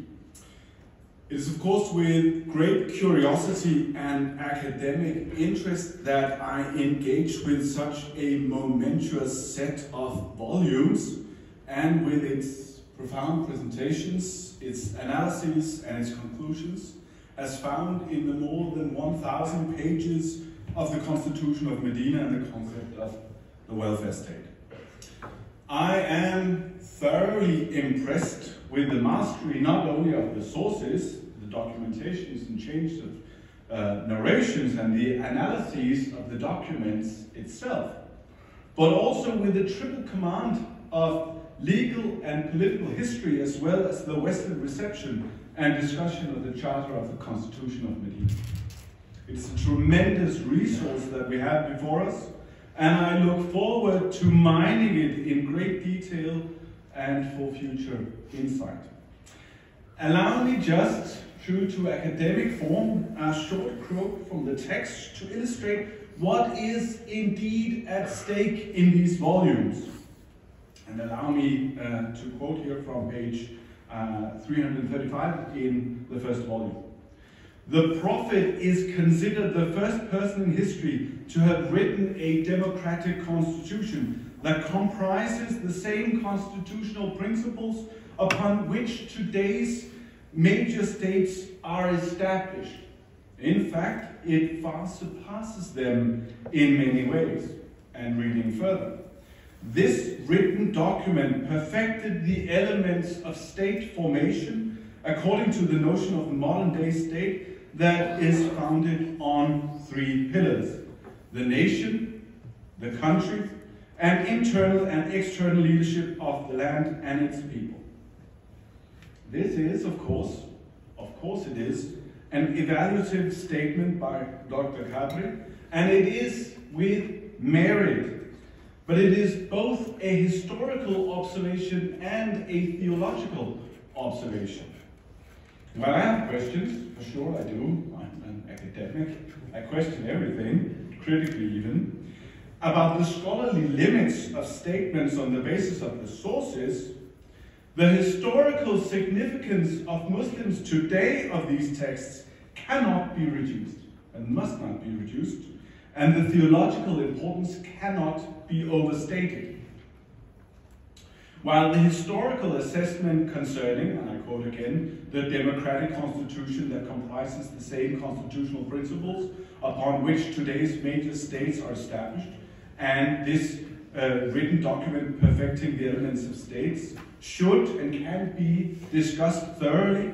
This is exactly what Dr. Qadri does in the second of the two volumes, in more than 500 pages in this comparison to the contemporary Western constitutions, which by far is the most interesting thing in this, as seen from my humble chair. And apologies if others have other interests. As some of our Danish colleagues and friends may know, my scholarly interest is in how Sharia as law and ethics are shaped by their societal contexts, in particular Denmark, where we are. Therefore, I'm extremely interested in seeing how the principles of the Medina Constitution, not necessarily, I might add, the black letter of the text, but the principles of the Medina Constitution are interpreted in relation to modern societal structures and the multicultural challenges that we're all committed to.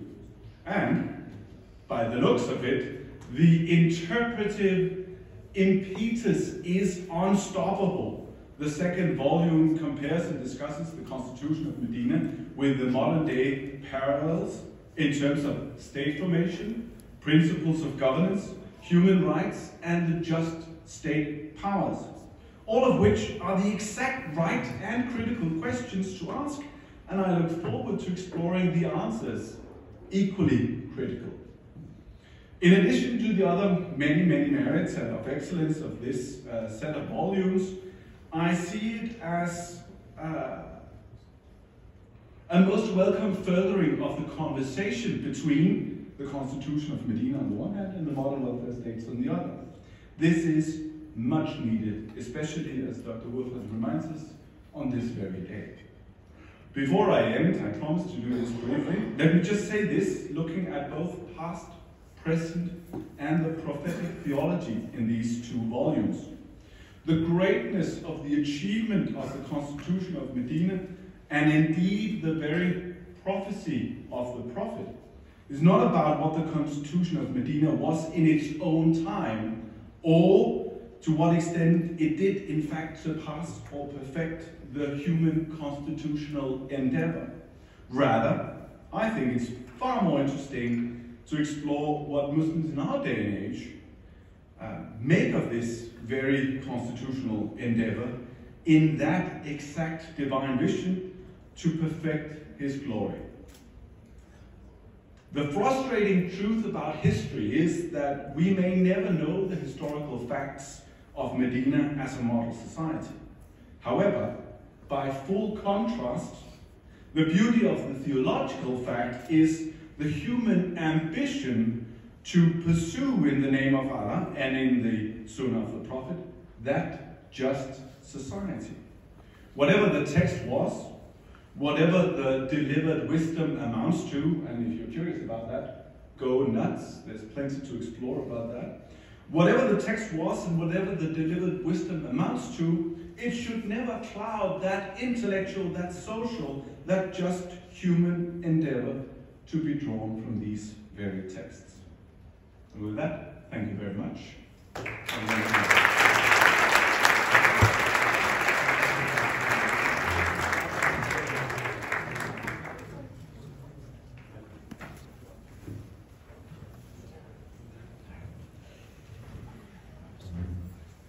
Thank you, Nils, Valdemar, Vinnie, for your kind words and your reflections. Next, Professor Dr. Muhammad Abdul Ali Al-Jundi, General Secretary at Islamic Research Institute at Al-Azhar University, will address the audience.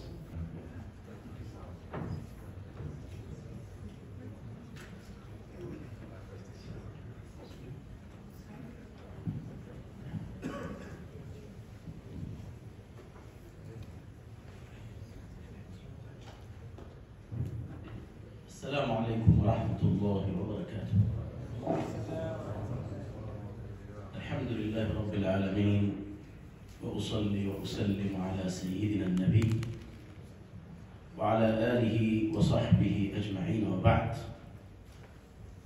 سعادة الشيخ الدكتور حسن القادري، سعادة السفير محمد كريم شريف، سعادة المستشار أحمد أبو المجد نائب السفير، وفد السفارة المبارك، الحضور الكريم، بادئ ذي بدء أبلغكم تحيات فضيلة مولانا الأكبر الأستاذ الدكتور أحمد الطيب شيخ الأزهر،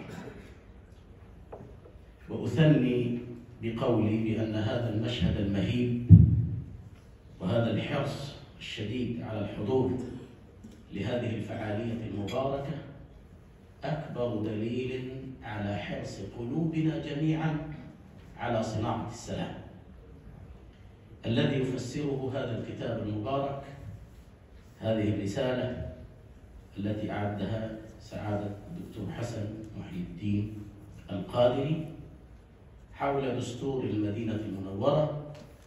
هذا الدستور الذي رسم خريطة الوجود، خريطة السلم والتسامح والتعايش في هذا الكون، وقد خط هذه الخريطة وهذه الخارطة سيدنا رسول الله صلى الله عليه وسلم مع مجتمع متنوع الأطياف، متنوع الديانات، متنوع المذاهب، متنوع التوجهات، جمعهم رسول الله صلى الله عليه وسلم على قلب رجل واحد.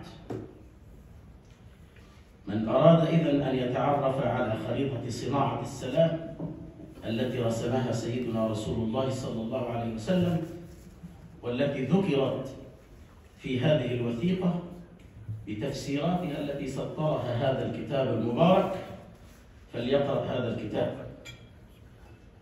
ويشرفني أن أخاطبكم اليوم ونحن نجتمع للتأمل في الإرث الدائم بالسند المتصل لدستور المدينة المنورة، هذه الوثيقة التاريخية التي وضعت تحت إشراف قيادة سيدنا رسول الله صلى الله عليه وسلم الحكيمة.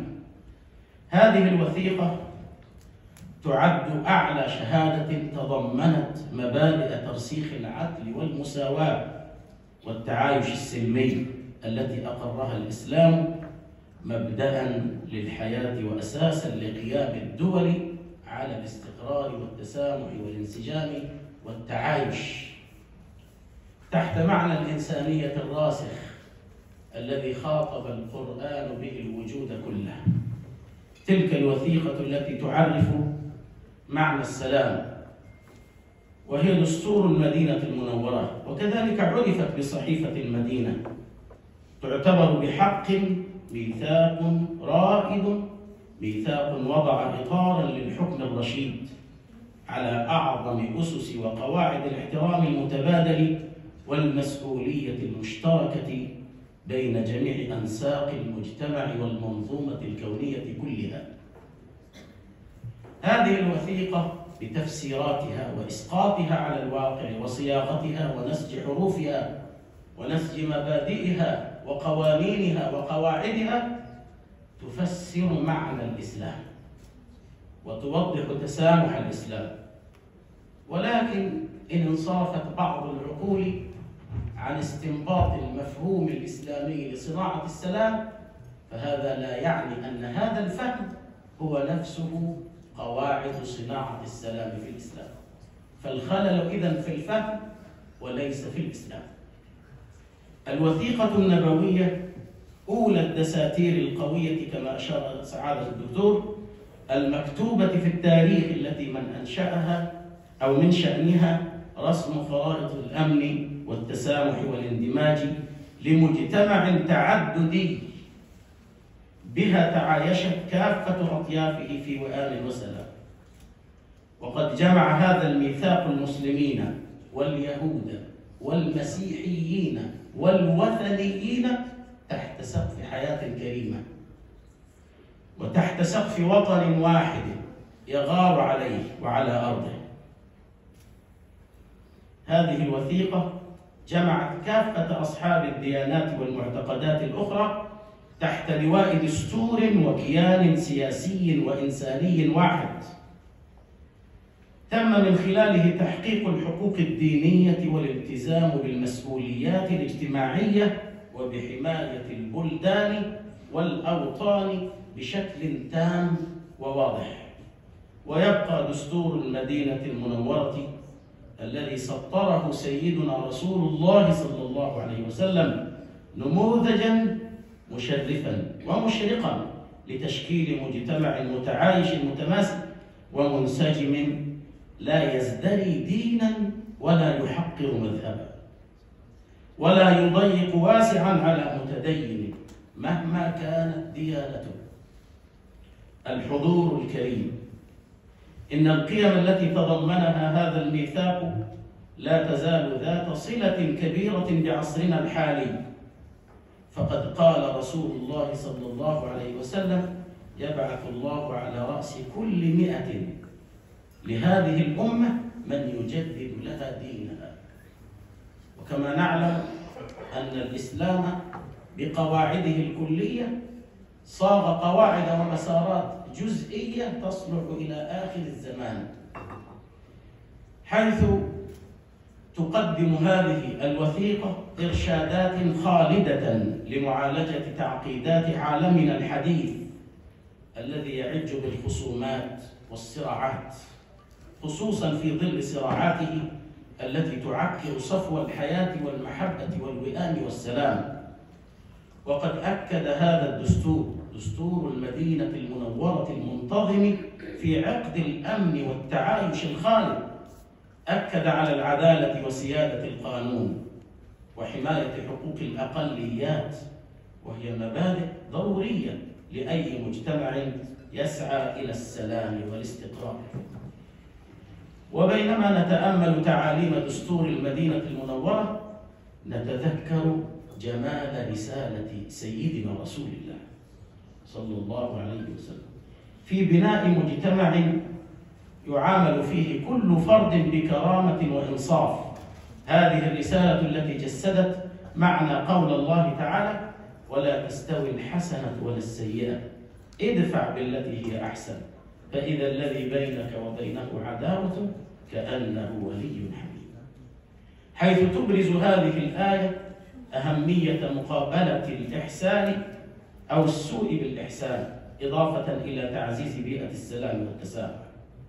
كما أرسى دستور المدينة المنورة مبدأ المسؤولية الاجتماعية بوحدة كيان ووحدة بنيان ووحدة جسد، ناداه الله سبحانه وتعالى بقوله: يا أيها الناس، دون تفرقة ودون تخصيص ودون تحديد لجنس عن جنس، فالناس جميعا خلقوا من تراب، لم يصنع أحد من ذهب وآخر من فضة وآخر من نحاس وآخر من حديد، ولكن رسول الله صلى الله عليه وسلم قال: كلكم لآدم وآدم من تراب.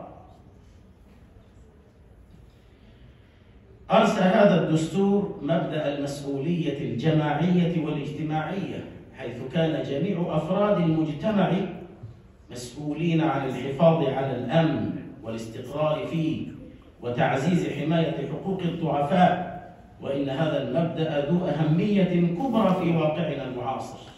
نحتاج حقا إلى تفسيرات نصوص هذه الوثيقة وإسقاطها على واقعنا المعاصر حتى يتحقق التعايش السلمي على منهج النبي صلى الله عليه وسلم الذي لم يترك شاردة ولا واردة إلا عالجها. So I'm from ISKCON, known as International Society for Krishna Consciousness, and also known as Hare Krishna. First of all, thank you very much for Najibji. He invited me, and wonderful explanation of the Constitution of Medina. Really, we didn't know. Thank you very much. Where there are any examples of women, I have already mentioned that women was empowered at that time. She was a member of parliament, and then she was given different roles to play in the Medinan society. She was sent as ambassador. She was Inspector General of Food Inspection and Accountability, and she was a member of parliament at that time. So then the last thing is that in terms of Danish society, On behalf of Minhajul Quran International Denmark, we thank you.